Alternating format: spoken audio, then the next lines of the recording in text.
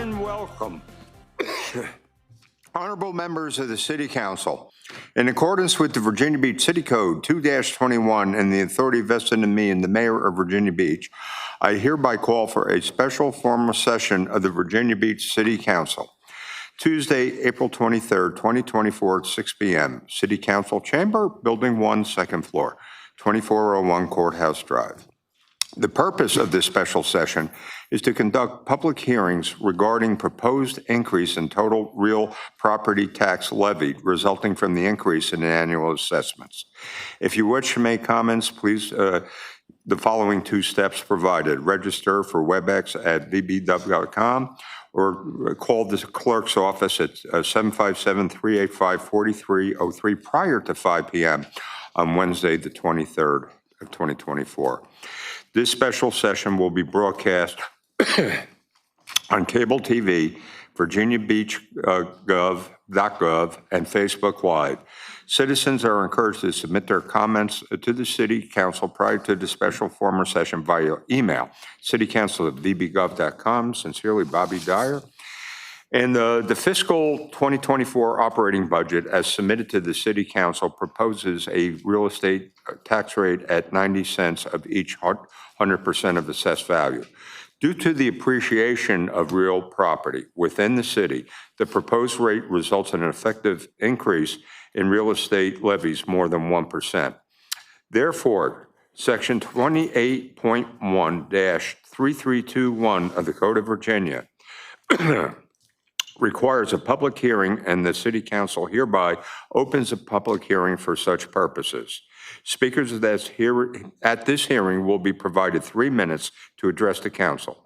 I will now ask the City Clerk to call the first speaker. Thank you, Mayor. The first speaker is Karen Crowley. After Ms. Crowley is Brad Martin. Good evening. Good evening. I'm Karen Crowley, and I moved to the area in 1990. Met my husband here. We married, raised a family here. We've lived in the city of Virginia Beach.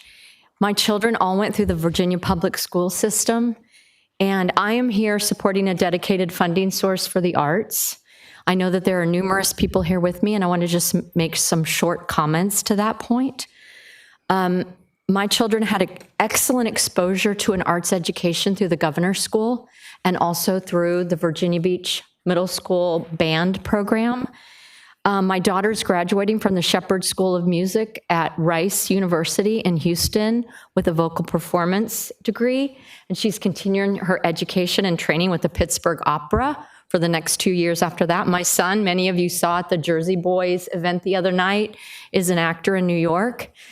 And what I'm asking and what I appreciate your support on is the dedicated funding source for the arts so that we don't just leave these artists when they graduate from high school and say, go somewhere else and figure out how to take your arts to the next level.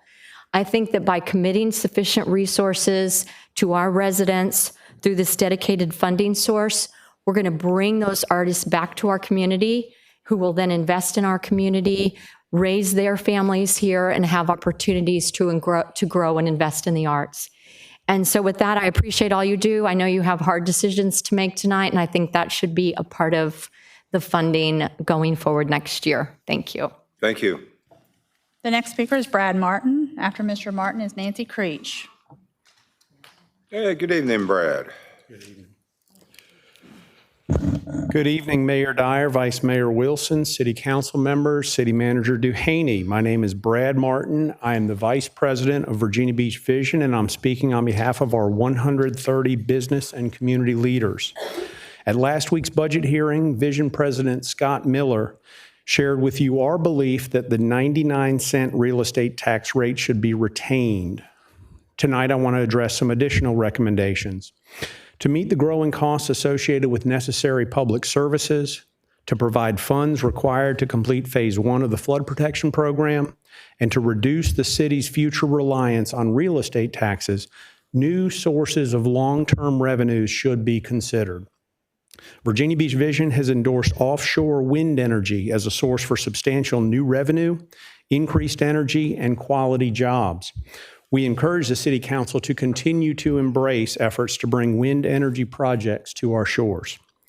The proposed 24-25 budget relies on several dedicated funds to help balance general operating costs. We recommend that a comprehensive review of long-established dedicated sources for specific purposes be conducted on a regular basis to determine if the goals for the dedicated fund have been met, if conditions have fundamentally changed to where the imposed tax is no longer necessary at its current rate, and if a proposed diversion of funds would be viewed as breaking the public trust with the community. Finally, in your considerations of projects like the future of Rudy Loop, approaches should be evaluated that would reduce taxpayer costs and increase revenues without degrading the overall quality of the potential amenities. One example would be a leasing of retail space or restaurant on top of the parking deck, or incorporating some other opportunities in the overall development. I will add from my own personal standpoint that I believe the citizens of Virginia Beach realize an exceptional value for the taxes that we pay to finance the government services in our city. Nobody likes paying taxes, and I'm keenly sensitive to the residents on a fixed income or with other economic challenges, especially after this past few years. I know that the real estate tax in Virginia Beach is only one component of the cost of living, but it cannot be said and heard enough that the benefits of living in Virginia Beach and the quality of government services we receive from our city workers are unmatched in our region. I thank you for the consideration of these recommendations, and thank you for all you do for our city. Thank you, Have a Brad. good night. The next speaker is Nancy Creech. After Mrs. Creech is Garrett Berger.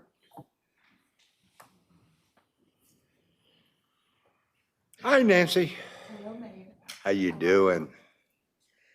Well, you already know who I am. I'm Nancy Creech. I'm supposed to be retired, but I am an abject failure at doing so. So that's why you have to put up with me continuously. I'm not here to talk to you about the economic return of the arts. You already know about that.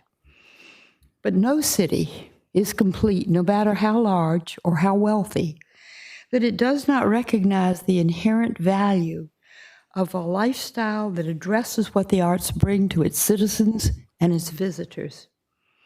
The arts do many things. They teach us about life, sometimes before we were born. Think about Oklahoma, 1776, West Side Story. Look at the wonder in a child's eyes as she or he sees Mary Poppins fly above his head from the stage to the balcony. Not everyone can watch the sunrise or set on the beach, but everyone can look at a painting where the colors streak across the painting in a repetition of both of those things. Even the Wall Street Journal attests that music boosts concentration and improves performance at cognitive tests. Who knew? Maybe I should try that. You have many issues to consider as you work to balance and fill the competing priorities that you have to face every time.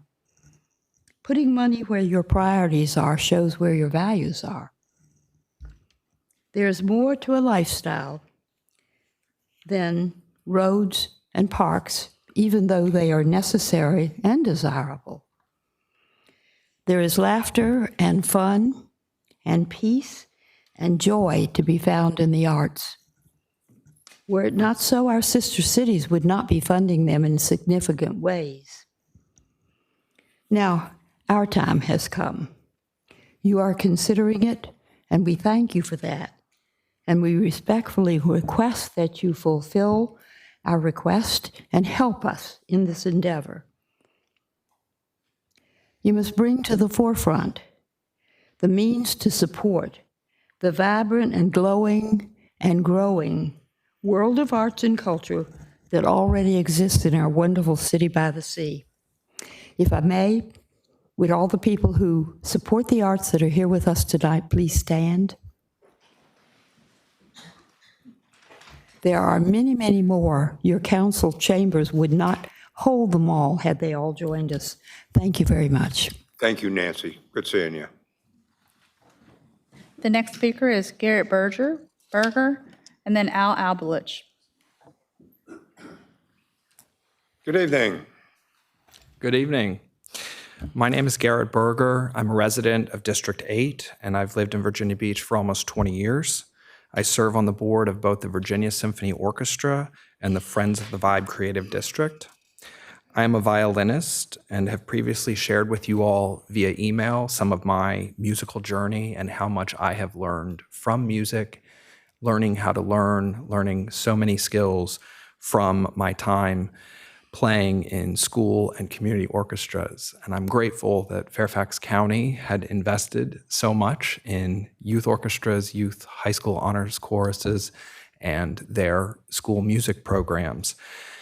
And I'm grateful to be here and working with the Virginia Symphony Orchestra and the Arts Festival and other places that are working with our students. I'm here tonight to urge you to support a dedicated funding source for the arts. The purpose of public investment in the arts is to enable, encourage, and to ensure access to the arts and arts education for everyone in our community. The visual, performing, and language arts are powerful, and their power should not be solely the purview of commercial interests or the wealthy. We need to give everyone the opportunity to enjoy them and to benefit from them.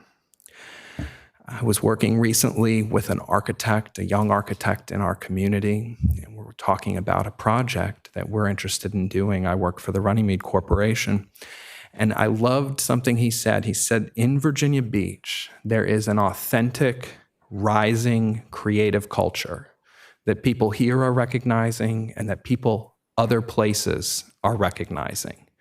And I hope that we will all choose to support that, to invest in it, to make sure that people know that they can come here and create. They can come here and add to the creative conversation.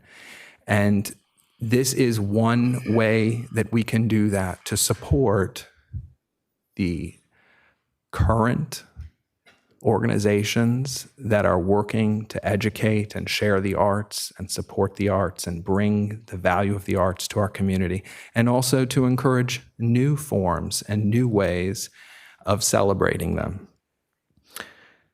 What he said is true, and I hope that you all will recognize the truth and importance of a creative culture. It's going to add to our economy. It's going to add to the vibrancy and resiliency of our community.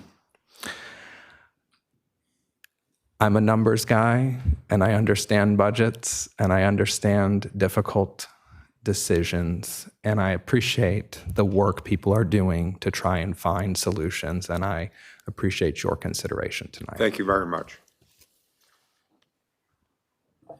The next speaker is Al Albulich, and then Ann Townsend.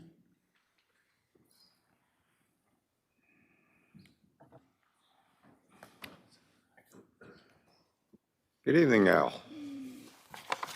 Evening, Mayor Dyer, Vice Mayor Wilson. I'm Al Abluich. I have lived in my current address in Pungo on Charity Neck Road for the past 41 years.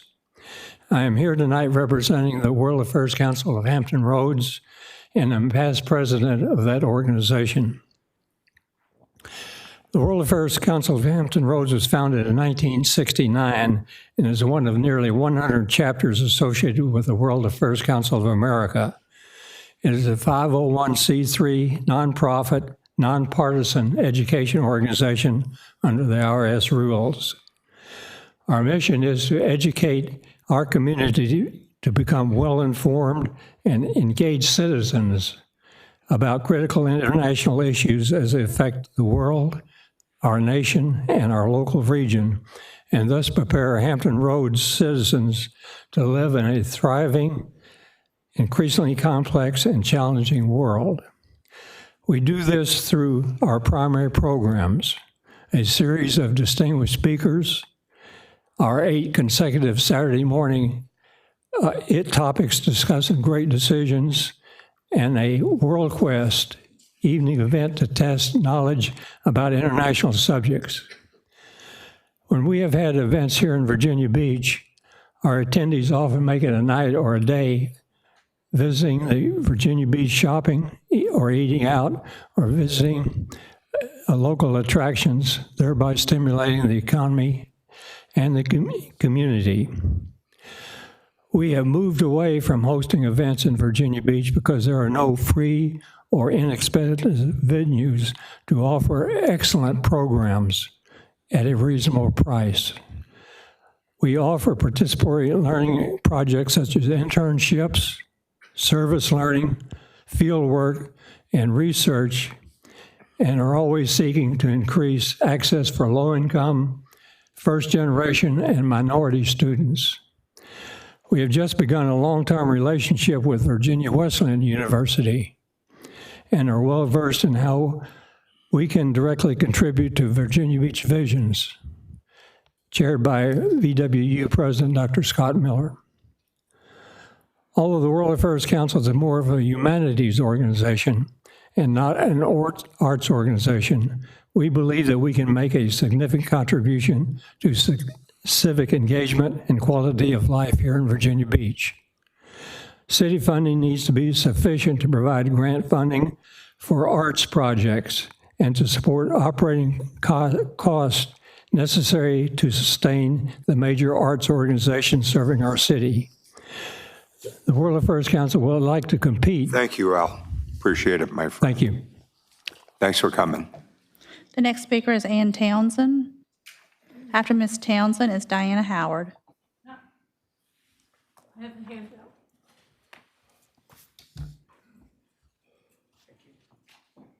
Good evening and welcome.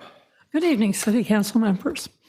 My name is Ann Townsend. I've been a resident of Virginia Beach since 2008. I'm here to talk about taxes, real estate taxes in particular.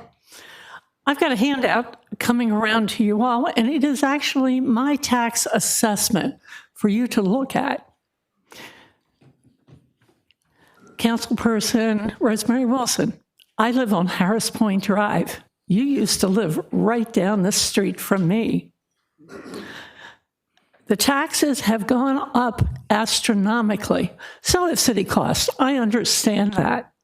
But the reality is, and you're looking here at what we've got, is that taxes that are going to be going through the roof for many people who are not going to be able to afford them, and that some of the older members of our community are not going to be able to continue to live in Virginia Beach, as there are so many other subdivisions in this country that they have to vacate their homes. This is going to create additional problems.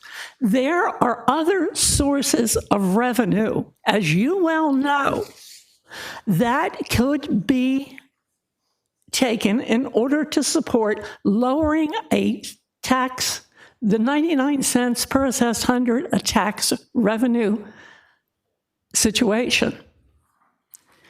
You know, we do not tax personal property tax on boats at all. Why? Cars are taxed. Commercial fishermen, yes, they should be tax-free. They're out there, they're providing food source for us. But the reality is there's unspent revenue potential. Additionally, we have, people who are boat owners, and I've been a boat owner, I've owned 5 of them in my lifetime, can apply for a refund from their road tax from the state of Virginia.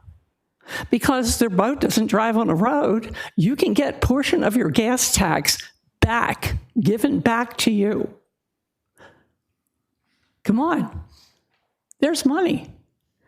You need to think more than 2 cents per assessed 90 per 100. You need to think 3 or 4 cents. And you need to look at closing this gap so that we have people who want to come to this city, live here, make roots here and stay here all their lives. I'm a widow of 3.5 years. I'm living on a fixed income. So do something good for the homeowner that carries the brunt of this burden on their Thank you shoulders. very much, ma'am. Appreciate it. Thank you. for coming. Please help us. The next Thank speaker is Diana Howard. After Mrs. Howard is Cynthia Nicole Davis. Hey, Diana, how you doing? Good. I'm Diana Howard, I'm the chair of the Virginia Beach Tea Party, and we support a neutral revenue tax relief program. But just to be clear, 2-cent tax reduction in the real estate tax is still increasing our taxes 4.6 cents. And since you increased our real estate taxes last year 9%, you are not absorbing the increase for the flood referendum. I don't recall that flood referendum being an annual increase. Could be wrong. So you are pricing us out of our homes, as was already said. We're all working hard to support our families, due to the increased cost of living. So some things you can cut. How about the design costs for Rudy Loop? Not a priority. How about the $55 million already appropriated for the entertainment venue down at the Dome site money pit? Can you use that someplace else? Change the tip fund, use half of the amusement tax for the general fund. While we support our employees, we oppose union collective bargaining. You have the power to vote, as you already have, to address their needs, such as you've done already with pay compression with the STEP system, pay raises, bonuses, benefits such as absorbing their health insurance increases without collective bargaining. Unions run off the cost of government. Governors trying to get their budgets under control by limiting union contracts face the wrath of powerful unions who use their war chests in retaliation against them. What they don't get in pay increases, they will take in increased benefits, which become unfunded liabilities. Governor Christie in New Jersey found that out when he took office. He capped their wages and contributed 1% to their retirement. Unions spent millions in a smear campaign. Wisconsin's Governor Walker signed legislation into law limiting collective bargaining to just pay. Thousands of teachers called in sick, showing up on the Capitol steps in protest. The union spent millions trying to recall him. He survived. Governor Kasich signed similar legislation into law. Unions spent millions on a referendum to defeat it. Houston just settled a $615 million suit for the firefighters over Prop B, requiring them to be paid the same as police officers. Colorado asked governor to veto collective bargaining because it would cost $400 million to implement. Chicago Teachers Union right now is asking for a $51,000 increase in teachers' pay. That's on top of the cost of living and step increases. Wall Street Journal said it recently, public sector unions may be the single biggest problem for the U.S. economy. Just say no to collective bargaining. Save our city. The next speaker is Cynthia Nicole Davis, and then Steve Zolos. Good evening. Good evening, Mayor, City Council. I'm here to talk about the community organization grant and the reduction that was in the proposed budget. And I kind of just want to paint a picture for you for what exactly this grant means to not only the nonprofits that receive it, but the residents of Virginia Beach. The Independent Center has received the community organization grant, or COG, as we like to call it, for several years. We use this grant to empower and work with people with disabilities to obtain or maintain their desired level of independence. I kind of want to paint a picture for what exactly this grant has done just in the past 9 months. This fiscal year alone, we've served 262 Virginians with disabilities, Virginia Beach participants with disabilities. Of those, 56 were residents who were just beginning their journey to independence and understanding what it means to navigate that with a disability. And 206 were individuals who were still working to navigate and achieve the goals that they set. Out of that 256, I want to break it down just a little bit more, just so you really see what we mean. 2 people applied for and learned how to ride paratransit. I think about if you drive and you don't rely on public transit, what does that mean? As a person with a disability who does not drive, it means being able to decide that you want to go to work without having to ask friends and family. It means being able to decide, hey, I want to go shopping. I want to go to the grocery store. I don't want to feel like I have to ask my family. This is something I relate to every day. 11 people obtained home modifications that allowed them to stay in their home. Oftentimes, when you probably bathe, you don't think about how. When you cross the doorway, you don't think about how. As a person with a disability who's acquired or aged into the disability, you think about how. You're probably not concerned of, if I transfer into my bathtub, am I going to fall and thus injure myself more?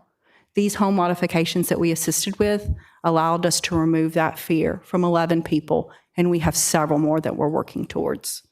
28 people received benefits counseling. So when you're a person with a disability and you obtain benefits, whether they be Social Security disability income or a home and community-based Medicaid waiver, that gives you a sense that you're able to navigate life. But that doesn't mean that you don't want to have a purpose, you don't want to work, you don't want to navigate, but you also want to understand what that means. This benefits counseling allowed us to help people understand and make choices for what they did. I hoped I was able to paint a picture for you as to just how this funding has not only benefited the Independence Center, but nonprofits in general, and thus helped residents in Virginia Beach. Nonprofits tend to pop up when there's a need or a hole or a gap, and not because they have to, but because of passion, because of love, because of want. And this funding helps support the nonprofits who work in your residence. So I ask that you not only continue, very much. but increase. Appreciate it. Thank you. The next speaker is Steve Zolos, and then Thelma Drake. Good evening. Good evening. Thank you for allowing me to come and do a short presentation for you all. I am Steve Zolos. I'm the CEO of Senior Services of Southeastern Virginia. We're a not-for-profit organization and your local area agency on aging. I have a three-part request. First, we're requesting $134,000. I'm hoping that will be filled, but also moved as a line item to the regular budget. We represent older adults of Virginia Beach. They are growing to be 25% of your population, and this is a primary support for them. So moving it as a line item, and then I stand with Nicole to say, please don't cut the COG dollars. They are so important to agencies like ours and hers and the others that do so much work here in the community. The good news is, I'm asking you all not to worry because we've got your back. When an older adult here in Virginia Beach is homebound and needs nutritious home-delivered meals, don't worry, Senior Services has your back. We will deliver those meals.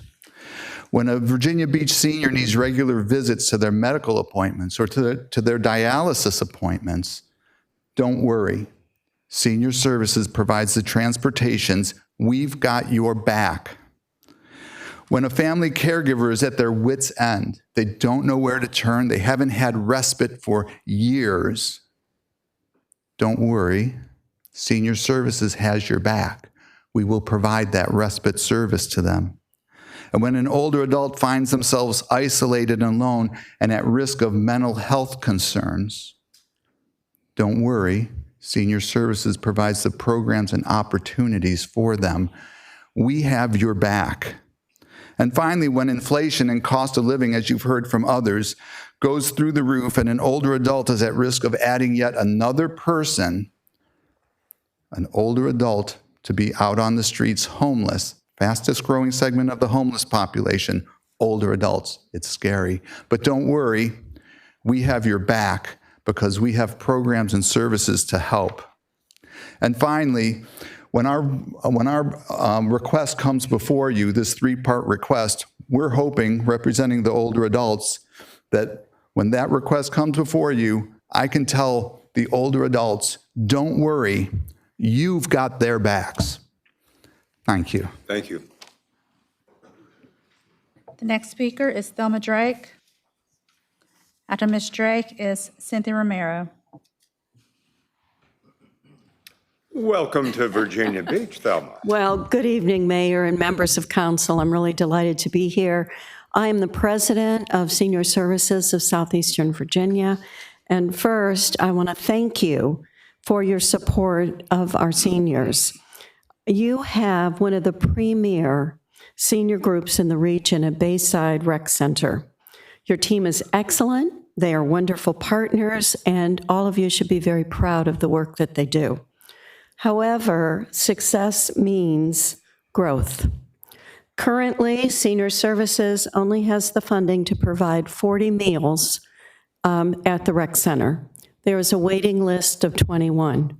So side by side, those meals are not provided to people that are there.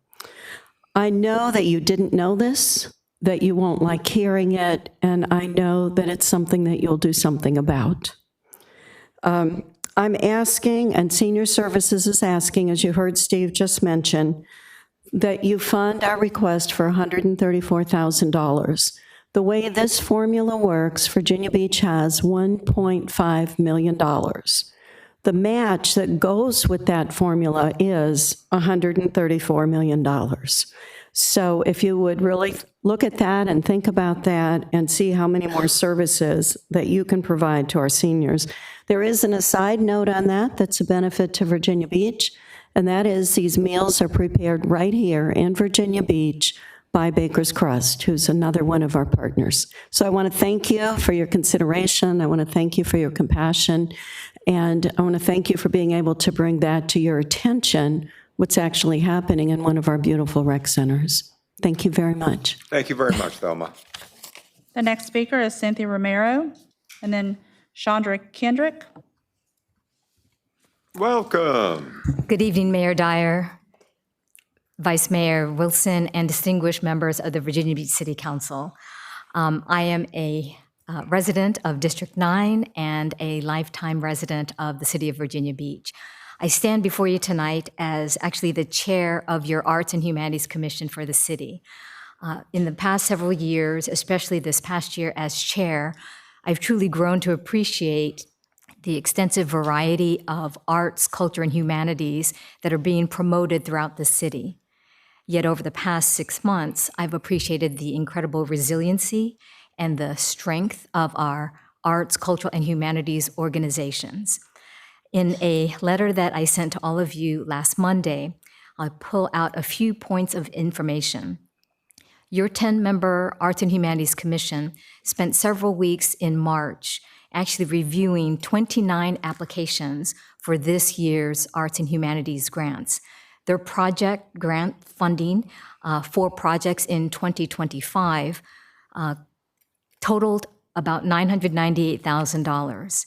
And then we spent 2 days listening to their presentations and then painstakingly deliberating on how to disseminate half of that, the allocated budget that we have, about $552,000. So with that, we were so grateful to see the very diverse variety of applications that came through that particularly supported projects that included activities on a lawn, to performances on a stage, to engagements in the classrooms throughout the city, for singing, dancing, and spoken words, as well as educational artists from youth all the way to seniors. We are encouraged by the variety of the applications because we feel that our efforts over the past year through our Cultural Equity Committee to assure that our arts and humanities reflect the diversity of our community is going to open the floodgates for additional services and applications moving forward. So we certainly appreciate your consideration of your ongoing support, and we certainly will appreciate extended and expanded support so that your Arts and Humanities Commission can continue its impactful activities to integrate arts and humanities in their full ethnic and cultural diversity into the fabric of everyday life in the city of Virginia Beach. Thank you. Thank you. The next speaker is Chandra Kendrick. After Ms. Kendrick is Laura Wood. Welcome. Good evening, Mayor Dyer and Vice Mayor Wilson and members of City Council. My name is Sandra Kendrick. I'm a 30-year resident of Virginia Beach, and I serve on the Board of Senior Services of Southeastern Virginia as the secretary. I'm here this evening to speak on behalf of our Meals on Wheels. So recently we sat down with the leaders of the Virginia Beach Meals on Wheels program. And they came to us for assistance because, as you may or may not know, they have a waiting list that they cannot fulfill. Well, unfortunately, we too at Senior Services have a waiting list for Virginia Beach. So imagine that. We have homebound seniors who do not have access to a nutritious or any meal at all. So we are working with Virginia Beach leaders to eliminate both waiting lists, both for the Virginia Beach Meals on Wheels and for Senior Services, so that our homebound older adults can remain healthy and active. So I encourage you to consider Steve Zola's request for the $134,000 so that we can fund all of our homebound seniors in Virginia Beach. So I would like to thank you for your consideration of our request, and thank you for your support of Senior Services and our seniors in Virginia Beach. And as I take my seat, I'd like to ask all those that are here representing Senior Services of Southeastern Virginia to please stand. Thank you. Yeah. Excuse me. Could I ask you a real quick question? Did Senior Services go through the grant program for COG? The grant program, what? Did Senior Services go through the grant program with COG? With whom? Yeah, come on up, Steve. Yes, in the past, we've gone through the COG program. That's why one of my requests was to move it to a line item of the budget, because we're a primary source for serving the older adults in the community. Did you receive a grant? The grant application hasn't come out yet this year. Last year, we received $75,000, which is about half of what the required match for Virginia Beach is. Okay, thank you. Thank you. Yes. The next speaker is Laura Wood, Good evening. and then Melissa Lucasen. Good evening, Honorable Mayor, Vice Mayor, City Council members, City Manager, and City Clerk. My name is Laura Wood. I'm a lifelong resident and reside in District 5, and I'm speaking tonight as a volunteer of the Citizens for VB Arts. In fact, could I ask again that all of our art advocates please stand? Thank you all. Now, as you've heard from our colleagues and supporters, both last week at the Virginia Beach Convention Center and this evening, the arts mean business for the Virginia Beach economy. Not only do they positively impact the city's reputation and quality of life, they actually generate positive income for our city's operating budget. You also heard several presentations earlier today during your informal session with viable options on sustainable funding sources for the arts. That was a great presentation by Kevin. A similar effort was last established by Virginia Beach City Council in 1986. It was deactivated in 1990. Imagine what Virginia Beach might look like today if sustainable funding for the arts had been maintained since 1986. And imagine what we might look like in the next 35 years. So your decision this year could leave an impactful legacy for the arts in Virginia Beach for many, many years. So I'm here to thank you on behalf of all our creatives and artists and urge you to support the arts in this year's reconciliation budget with a sustainable funding source for the arts in Virginia Beach. Thank you again, and viva la arts. Thanks for coming. The next speaker is Melissa Lucasen. After Ms. Lucasen is Phil Hines.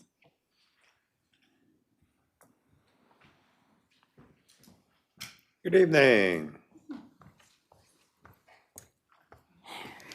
Good evening, Council. I'm here in opposition of the proposed 2-cent property tax reduction. While it may seem appealing to some on the surface, let us not be deceived by this thinly veiled attempt at welfare for the wealthy.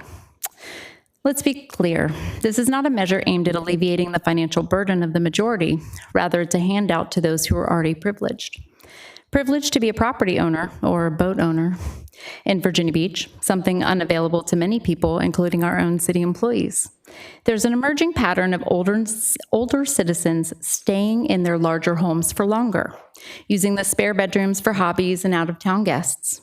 Empty nesters own 20% of the large homes in the U.S. These are the same people who come before you and demand you reduce their property taxes so they don't have to downsize on their fixed income. Meanwhile, young families have little inventory available for their growing families and reap no benefit from a 2-cent tax reduction as renters. Property taxes go to local units of government. They bring the firefighters to your house when there's a fire. They fix potholes. They pay for 4th of July parades and community events. They provide a library for your kids to read or those without internet to apply for jobs. They transport your child to school. With dwindling budgets, our schools are already struggling to maintain comprehensive music and arts curriculums. Reducing property taxes only serves a segment of our citizens, like the ones who've owned 5 boats, and isn't exactly the lifeline struggling families are hoping for. But hey, let's pat ourselves on the back for giving the wealthy another reason to celebrate, right? Because apparently making it rain with tiny tax breaks is more important than nurturing the creative souls of our future generations. Apparently my public opposition to reducing property taxes has ruffled some feathers. Not just the peacocks, but the dodo birds too. There's a social media post circulating stating the city of Virginia Beach is considering a tax on body art of 4% on the original cost of the tattoo or body piercing, paid annually. Clearly, this was a terrible attempt at satire because Republicans are not funny, and further proving my point, they aren't very intelligent either, which is why they're talking about tax reductions. To be clear, land and home ownership are appreciable assets that build wealth.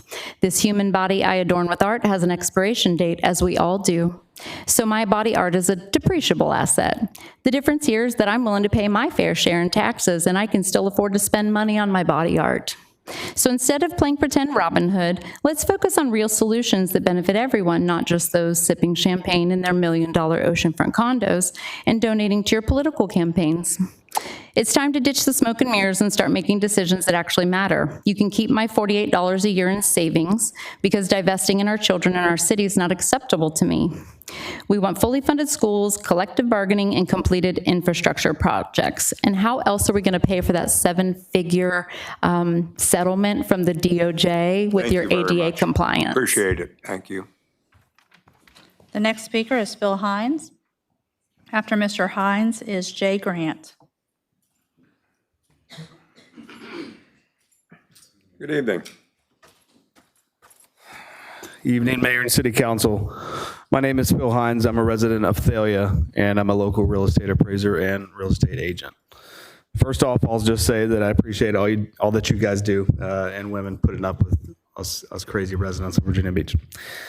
You have tough choices to make, but I'll just say this. With the massive increase in assessments over the last 3 years, it seems reasonable to reduce the tax rate even just a little to provide some relief to homeowners and renters, particularly those that are on fixed incomes and can't go out and do a part-time job.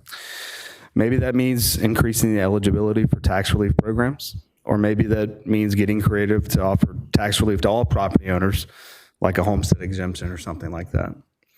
But higher interest rates, higher insurance rates, and obviously higher taxes, it affects everybody, whether you're going for $1 million home or you're a first-time home buyer. And first-time home buyers, it's important to me. It's part of the American dream, so we need to keep that as attainable as possible. Part of getting creative means generating new revenue sources, as mentioned by other people tonight. I agree with that. We have millions of tax dollars unavailable to us right now due to our lack of enforcement on unregistered short-term rentals, and I know that we're looking at doing something about that. Creativity and new revenue streams is what we need, in addition to striving for responsible spending. Again, thank you for all that you do. The next speaker is Phil Hines. Oh, I'm sorry, that was Phil Hines. I apologize, Jay Grant. And after Mr. Grant is Neil Mitchell. Good evening. Good evening. Good evening, Mayor Dyer, Vice Mayor Wilson, City Council, Patrick Duhaney. Sorry. I am very pleased to be here today representing LISC, Hampton Roads, Executive Director of Local Initiatives Support Corporation. So we're a national nonprofit community development finance institution. And I'm here to support sustainable funding for public, visual, and performing arts in the city of Virginia Beach. And I'm here to just say a few things about that. Supporting art, I believe, is personal development. I believe it's community building, and I believe it is economic development. So on the personal side, I can tell you that also as a product of Fairfax County Public Schools, having access to arts, both on the music side and visual side, I clung to the music side. It allowed me a tool and really a skill set that I've been in a band, in one or more bands since I was 15 years old, to this day, believe it or not. And it's really, I believe, kept me in good places, positive places, kept me out of trouble. And I want to see the same thing for the youth of tomorrow. On the community building side, it's really a tool that attracts and retains. And so you hear so many people talk about brain drain, and while that may not be fresh in our minds, it's not just young folks, but of all ages, people look to community amenities in terms of what keeps them in a place, what attracts them to a place. Virginia Beach is focused also on tourism, and so these are tools that are, it creates something that's intangible, but it's there and it's important. And then on the economic development side, very similarly, it attracts business for the same, if not very similar reasons that it attracts residents. I was looking at Patrick Duhaney because you're a former Lisker, and we believe in the arts in terms of supporting creative placemaking and supporting that as economic development. And I just believe that supporting sustainable funding for the arts is investing in our future. So thank you very much. Thanks a bunch. Appreciate it. The next speaker is Neil Mitchell. After Mr. Mitchell is Melinda Rogers. Good evening. Good evening, City Council. My name is Neil Mitchell, and I do own a house in Green Run, and my property taxes has gone up as well as the assessment. And also, this is my first time, so I'm kind of nervous. But you're going to do fine. But on top of everything else, the assessment, then you have your water bill and your homeowner association, all those extra costs, along with owning a home, and then with the appraised value keep going up, as well as the property taxes. It makes it hard for somebody to actually own a house, because you also got to have maintenance and electricity and water and sewage, and then your trash too. So everything has to gone up, which makes it more expensive for the average homeowner. So, and yes, I do own a boat, but it costs more to insure my boat in Virginia Beach than it did in Portsmouth. I don't understand why, because my boat's in my backyard. But also you got your registration fees, your personal property taxes on your vehicles, and also I have to pay for my cat too. So if you think about all the taxes that are involved in just having a house, that's what I'd like to understand. And thank you. Thank you for coming. The last speaker is Melinda Rogers.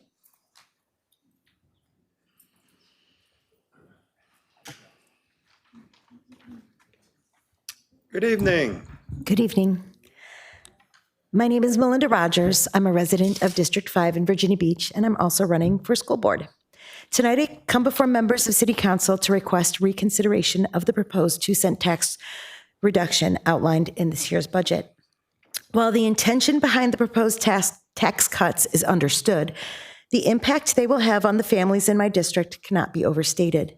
The projected reduction, though seemingly nominal, amounts to a substantial loss of $2.6 million from our school budget, a measure our community simply cannot afford. It is of particular concern the effects these cuts will have on our schools. Some may question the urgency, citing substantial past investments in our education. However, despite recent funding, Virginia Beach City Public Schools is poised to operate at a budget of only 30% larger than our neighboring Chesapeake, despite serving a student population of double that size. Last year, our schools operated on a budget of only 15% higher than Chesapeake Public Schools. Properly allocating resources for staff retention and essential programs such as fine arts is paramount. Our city's future hinges on the quality of education we provide to our children. Moreover, long-term consequences of underfunding our schools are profound. Neglecting education infrastructure leads to a cascade of issues, from crumbling facilities to underpaid staff, ultimately depriving our children of the education they deserve. As our students graduate and move forward in their lives, it's imperative that we create an environment conducive for their return. Affordable housing and well-funded schools are fundamental pillars of that vision.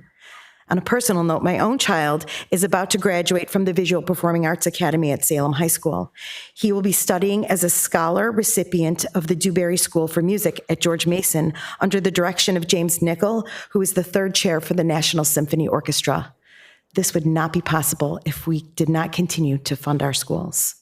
Some may argue that the current property assessment justifies these cuts, yet projections indicate a significant increase in home sales, suggesting that a reduction now will likely translate into a larger tax hike in the near future, destabilizing prospects for our community. Finally, it's essential to address the perception that these cuts are merely political gestures to garner votes. I implore the council to enact meaningful change rather than token measures. Let's not merely appear to help our community, but genuinely strive to do so. I urge City Council to prioritize public schools by reconsidering the proposed tax decrease. Our community's future depends on it. Thank you. Thank you. Mayor, that is all the speakers, sir. And thank you all for coming and participating. Have a good evening.